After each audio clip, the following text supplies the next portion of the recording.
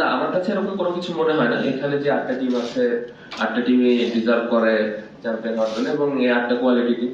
এবং আমি বিশ্বাস করি আমাদের টিমের ওই অ্যাবিলিটি আছে। বাড়তি প্রেশারের কথা আমার মনে হয় না যে কেউ বাড়তি প্রেশার ফিল করবে, কারণ সবাই এটাই চাচ্ছে, সবাই এটাই চায় মনে প্রাণে, এবং সবাই এটাই বিশ্বাস করে যে আমাদের ওই অ্যাবিলিটিটা আছে। আমাদের রিজিকে আল্লাহ কি লিখে রেখেছেন আমরা জানি না, বাট আমার কাছে মনে হয় যে আমরা ওইভাবে মেহনত করতেছি, ওই আমাদের অনেস্টির সাথে আমরা কাজ করছি, এবং প্রত্যেকটা প্লেয়ার বিশ্বাস করি যে আমরা ওই আমাদের যে লক্ষ্য ওই লক্ষ্যে পৌঁছাতে পারবো। মানে সাকিব আল হাসান নেই, সাকিব আপনার মানে একটা জুটির কারণে কিন্তু বাংলাদেশ চ্যাম্পিয়নশিপে খেলছে, তো সাকিবকে কতটা মিস করবেন এবং সাকিবের যে রোলটা সেটা আসলে কে প্লে করতে পারেন আপনাদের? না, অবশ্যই ডেফিনেটলি মিস করবো, বাট আসলে এই কোশ্চেনটা আমার মনে হয় কেন করলেন আপনি, আমি আই ডোন্ট নো।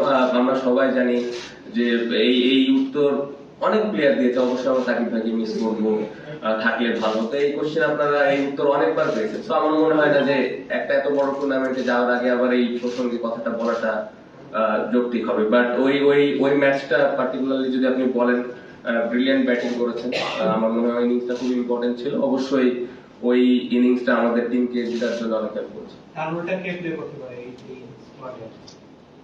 সাকিব যে রোলটা প্লে করতেন যে দায়িত্ব পাবে।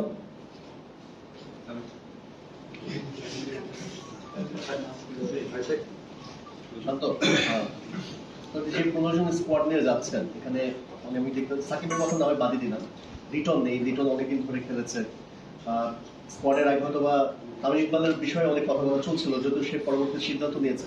এমন কোন ক্রিকেটার, পার্টিকুলার ক্রিকেটার যে হয়তো বা এই 15 জন স্কোয়াডে থাকলে আপনার কাছে মনে হতো যে এই স্কোয়াড আরো বেশি স্ট্রং হতো বা আপনার জন্য আরেকটু ভালো হতো?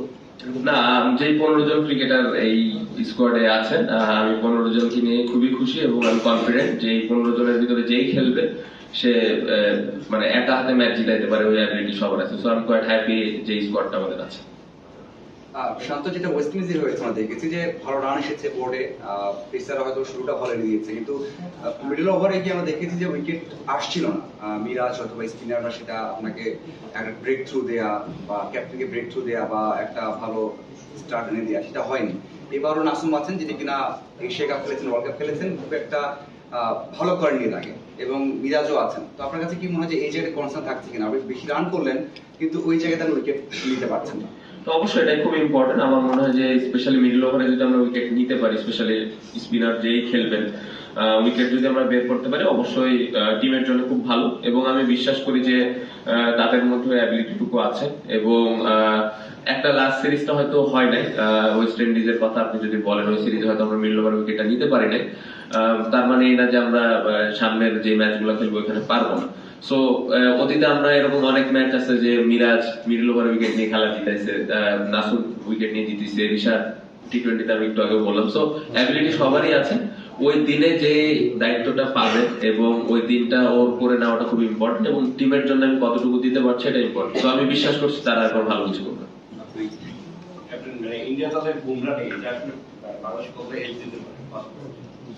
না, আমি একটু আগে বললাম যে ইন্ডিভিজুয়াল আসলে চিন্তা করছি না, তাদের পুরো টিমটাই ভালো দল।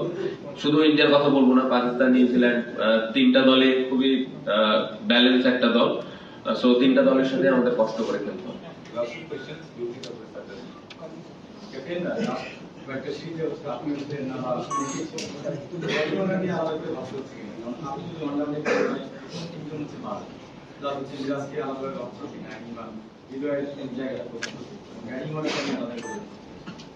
লাস্ট সিরিজটা ইনজুরির কারণে আমরা 2-3টা প্লেয়ার খেলতে পারি নাই।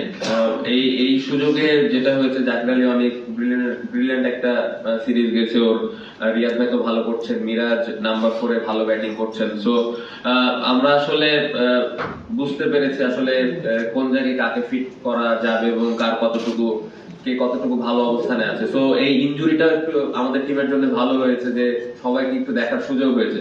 বাট আমরা ব্যাটিং অর্ডার নিয়ে মোটামুটি ক্লিয়ার আছি, কে কোথায় ব্যাটিং করবে, কে কখন ব্যাটিং এ নামবে এবং কার কি রোল। সো এটা নিয়ে খুব বেশি একটা আমাদের প্রবলেম হবে না।